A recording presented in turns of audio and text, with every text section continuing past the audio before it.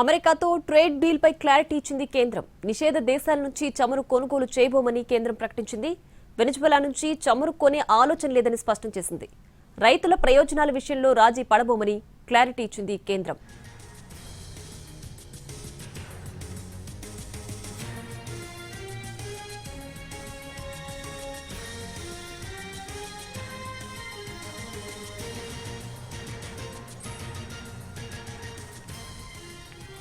అమెరికాతో trade deal పై clarity ఇచ్చింది కేంద్రం. నిషేధ దేశాల నుంచి చమురు కొనుగోలు చేయబోమని కేంద్రం ప్రకటించింది. వెనిజువెలా నుంచి చమురు కొనే ఆలోచన లేదని స్పష్టం చేసింది. రైతుల ప్రయోజనాల విషయంలో రాజీ పడబోమని క్లారిటీ ఇచ్చింది కేంద్రం.